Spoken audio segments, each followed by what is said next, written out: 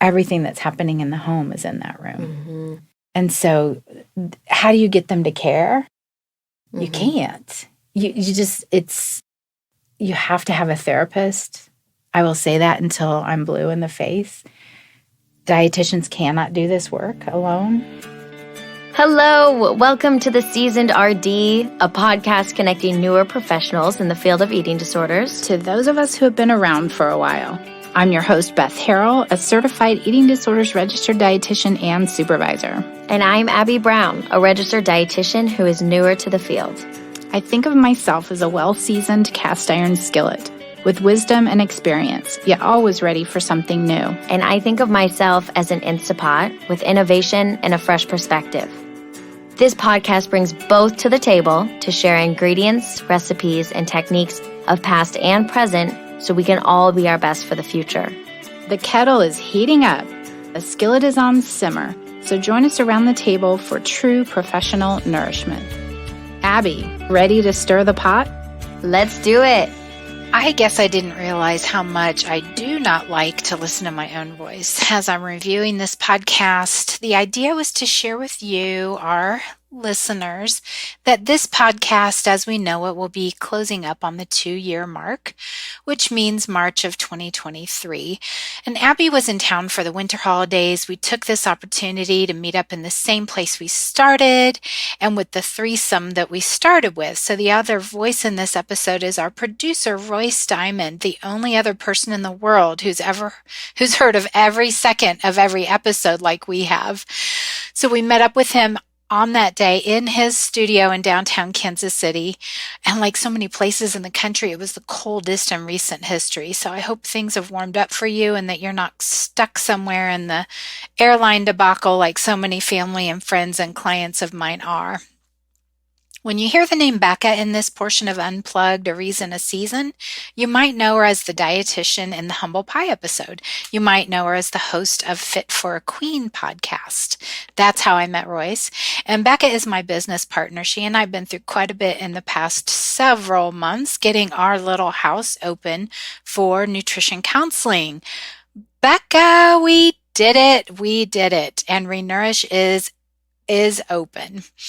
Okay, I also did not connect the dots very well with the cherry blossom example. So I'm just going to say right now, the reason I attached this research to a book called Goldilocks and the Three Bears is because when I first heard of that book, I immediately thought, oh no, someone's messing with the classic.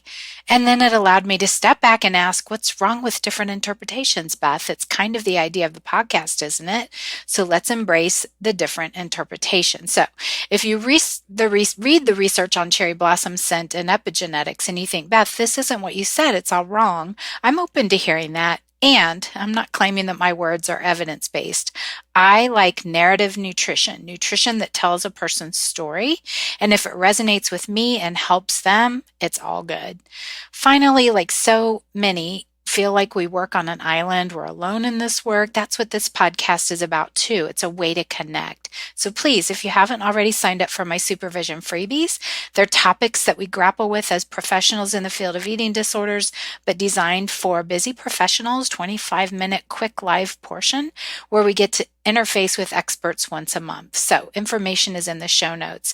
And then you'll be the first to hear also about whenever I have groups open. I have 2 in a year, January through June, then July through December. And pretty soon I'll be rolling out something new, a Supervision membership for $5 a month to include little bits of information, nuggets that I've learned along the way and want to continue to share with you. So enjoy this short episode with Abby and Royce Diamond and me.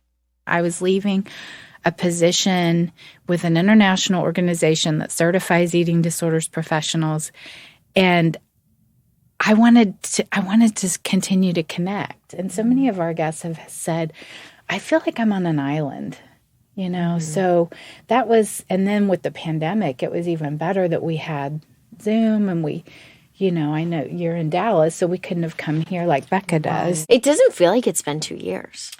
Not quite yet. So March will be, but March. My gosh. I know. Well, and somebody said something to me yesterday about, yeah, that was about 2 years ago. And I said, oh, it was Jessica Setnick. I was on the phone with her. we were just chatting because she celebrates both Christmas and Hanukkah. And so she did an early Christmas with some friends and family, and then Hanukkah's this weekend. But she said something about the power outages. In Dallas? Oh. Yeah. And I said... When it was so cold. Yeah. And she said, I think it was about 2 years ago. I think so. It seemed like yesterday. I know. Like, literally, I remember wondering for you. Yeah. We didn't end up having any problems. No, you didn't. And she had on and off problems. Yeah. But she said she got her fireplace fixed so that... there we go. That helps. So that there would be logs or gas if the power goes out. They are freaking out right now, Dallas is. With the weather. Yeah, same. Yeah. Well, because you guys had some grid thing that was... Yeah. I don't know if it's been bad this time, but like our apartment sends us a couple emails every day about running your water so your pipes don't freeze. Yeah. Oh, gosh. I've never had to do that here. Yeah. Well, and Becca did that at our little house. Oh, yeah. Which I was glad she thought of. Yeah. Are you not there every day? No, we're not there every day. No. And so freezing that that's another thing that happened over this 2-year period. We bought that house 19 months ago. Wow. And just now are able to open the door. And we're still on preliminary occupancy, but it's been a process. So, yeah, I just thought it could be an organic conversation, maybe about any episodes that stood out to you guys. And there's no prep on this. It's really just like if there's anything that comes out, it's just really a conversation about what it's been like. And you've changed career, like so many of our guests will do. They start with something and then kind of shift into something else. Yeah. And I think that would be helpful for the listeners to know. Yeah. And I still don't know what I'm doing. I guess I should say I don't either. Yeah. I have no idea, but we'll figure it out, I'm sure. Yeah. Okay, so I'm trying to think of, I want to make sure I have everybody's names right. So, I mean, Molly Kellogg was like meeting my idol, I feel. So that one was good. And then Carolyn Costin was really cool. She's just such a hippie. And who was the one who lives in Wichita? Beth McGilley. Beth McGilley was really cool. She was very cool. Yeah. Like the title of that one was Sit Still With Me for a Very Long Time and Grieve. And the opening that, I don't know if you picked that out. Most of them you picked out. There was maybe one that I did, but it was, if you had given me all the tools when I was in recovery, I would have been a straight A student and I would not have recovered. Yeah. A lot of our clients are like that. It's just like, let me follow the rules. But she just needed some, like, that's who's coming to me lately. And I don't know if it's because of the podcast or I don't know, people who are very sick, who've been to all these higher levels of care and can't go back. They're just like, Beth, will you still work with me? And I had a client this week who I said, I haven't asked you in a while if you're having any cramping in your arms or legs or your heart or, palpitations or anything, because I feel like we're past the refeeding part. And she said, yeah, I still have some things. But I said, and she was a nursing student. And I said, she said, but they're not concerning to me. And I said, if you had something that was concerning to you, what would you do? And she just kind of went, I don't know. And she must have seen the look on my face. She said, I know that's not very comforting to you. And I'm like, it's just scary. I'm hearing Beth McGilley's voice of sit with me for a very long time. And Beth, has been through different levels of recovery. She's also big into like exercise and movement and allowing that. Whereas back in the day, we wouldn't allow exercise and movement. That's an important part. And almost all of my clients, they have to move. They have to move their body. So how do you do that in a safe way? So that's kind of what I wanted this to. So Molly Kellogg is one for you. Yeah. Carolyn Costin. That like little threesome of Carolyn, Beth, and Sandra? oh gosh, Sandra was really cool. Krumberg? Yeah. But with the hair book. Oh, Margot Main. Margot Main. Dr. Main. That was a fun podcast. That was, I guess, like one of our most recent ones. It was. Yeah. I need to really get that out more because every single person you talk to says, I have a hair story. For sure. Do you have any that stand out to you, Royce? I remember the soundbite. This is really hard work. And I think it was just talking about like therapists having therapy, to just like the stories you were just telling, like that's, you're really stressed about what's going on with this client. Yeah, it's really hard work. And so for dietitians, we're not taught the therapy part of it. We're not taught that. And sometimes with mental health, it's like, oh, it's a stigma. Don't do it. But almost I'm going to go back to Michelle Michko, Dr. Michko, who was one of my mentors. And she had encouraged me to get into my own therapy when I was working with someone who had what's called borderline personality disorder. And we're not taught these things. Mm-hmm. And I kept blaming myself for all the things that were happening. And I found out it's part of that personality is to kind of hook and bait and a different kind of reality possibly than what we know the facts are. So yeah, it is hard work. That was a big thing that happened for you, though, during our 2 years of podcasting. Yeah. First grandbaby. First grandbaby changed everything. Yeah. Everything. There was someone who said, pursue what brings you joy. And it was an intern. And she said, your face lights up when you talk about Knox. Mm-hmm. Now, you can't make a living loving on your grandchild. Unfortunately. Yeah. But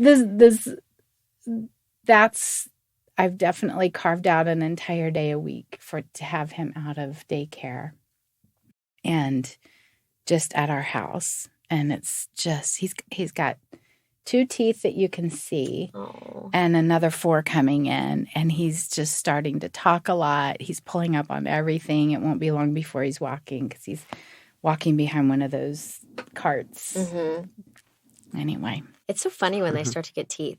Yeah, it is. Yeah. He looks so different. Uh-huh. Yeah, that's like when they don't look like a baby anymore. Yeah. Yeah. Little babies. Did you get that book, Goatee-Locks? Yes, they love it. I love it. It's so cute. So I'll tell you, Royce, it is, and this is kind of I don't know if I said this on my other episode, just the short one with me.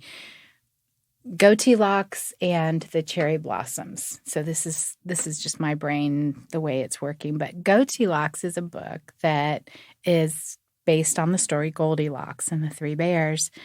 And my daughter, when Knox was just little, brand new baby, she was telling him the Goldilocks and the 3 Bears story. She said, I don't remember what it is. I'm just making stuff up.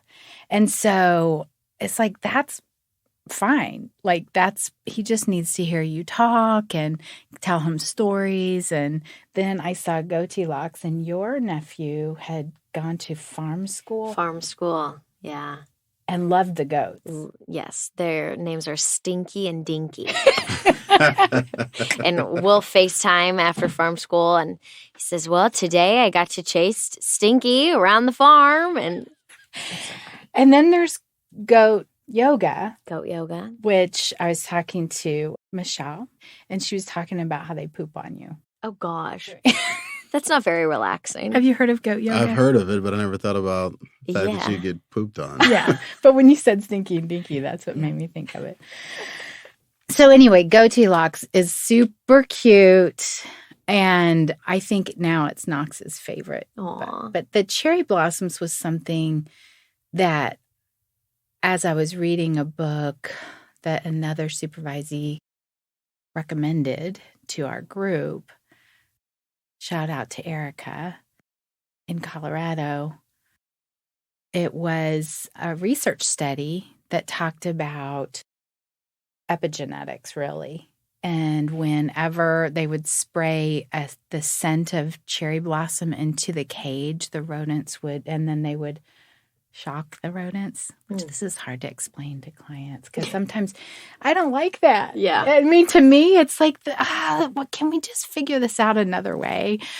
But like Pavlov's dog, whenever the dog would push, he or she, they would get a treat.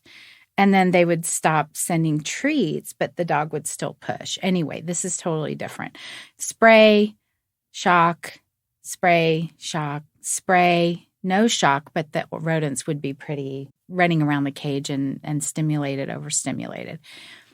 When they had offspring, so survivors of the Holocaust, we know that epigenetics express themselves in future generations. These rodents, without being shocked, they would be erratic in the cage. So when I'm telling a client about fat, like I noticed that you didn't have any fat or very little fat in that meal. What do they hear? What does the word fat mean in their evolved brain over the generations? And I have to be aware of that because I can't just say, just eat fat. It's like 60% of your brain. It's every part of your myelin sheath, which is every nerve fiber. If you don't have enough, then your heart doesn't have a pad between that and your vessel, and you end up with a lot of stomach pain.